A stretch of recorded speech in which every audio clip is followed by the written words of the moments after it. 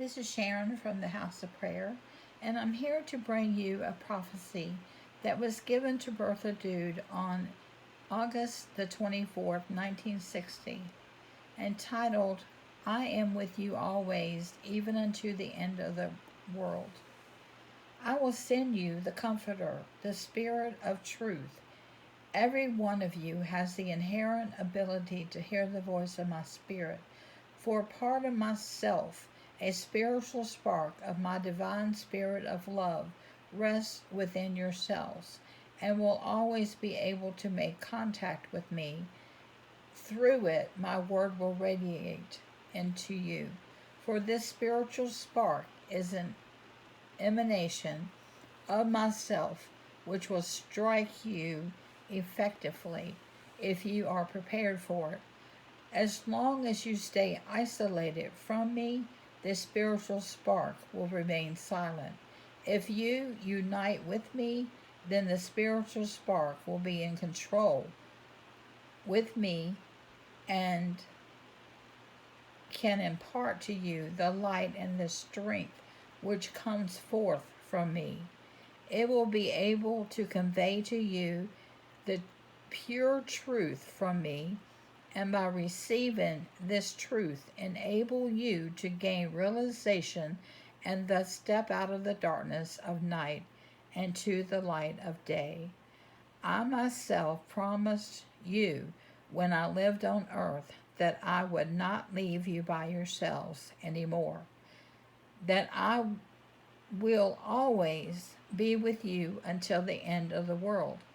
I pointed out that working of my Spirit in you, which will guide you into truth, but which will only become possible after my crucifixion, because prior to it the soul was still burdened by the original sin, which made it impossible for a bond between the human being and me to become so intimate that he would hear my voice within himself. First, redemption through Jesus Christ had to take place, which reversed the separation from me. The human being had to completely, consciously acknowledge me in Jesus Christ. Thus, he deliberately had to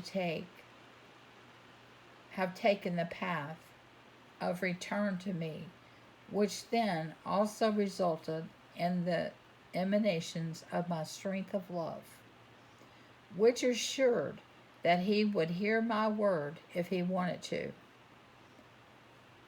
If he therefore consciously opened himself and thus activated the spiritual spark in him to unite itself with the eternal Father Spirit, for it only requires an earnest will to enter into my will. It requires the acknowledgement of me, myself, whom the being once refused to acknowledge, and it requires a life of love for my spirit to express itself as I promised. Physically, I was unable to remain with you humans, but I gave you the consolation of sending you my Spirit, and thus of always staying with you until the end of the world. And this promise has to be taken seriously, and you can always be and remain aware of my presence. You need only have the will for me to be present with you and to establish a bond with me in thought and prayer or in kind-hearted activity. In that case, you will always be able to hear me, for I myself am in you, and the spiritual spark will never lose contact with the eternal Father Spirit. It is merely unable to express itself if the human being is not receptive of his own free will. If he does not carefully listen in order to hear what my Spirit imparts to him through the spiritual spark.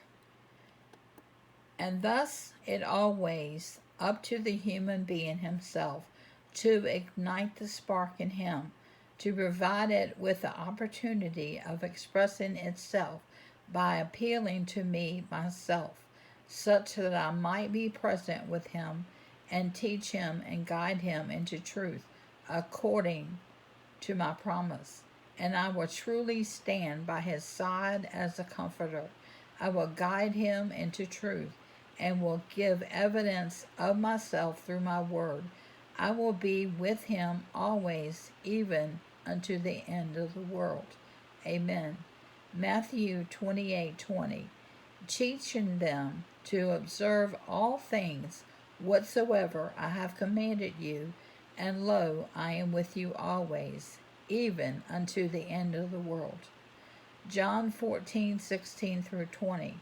And I will ask the Father, and he will give you another advocate to help you and be with you forever, the Spirit of truth. The world cannot accept him, because it neither sees him nor knows him. But you know him, for he lives with you and will be in you. I will not leave you as orphans. I will come to you before long. The world will not see me anymore, but you will see me. Because I live, you also will live. On that day, you will realize that I am in my Father, and you are in me, and I am in you.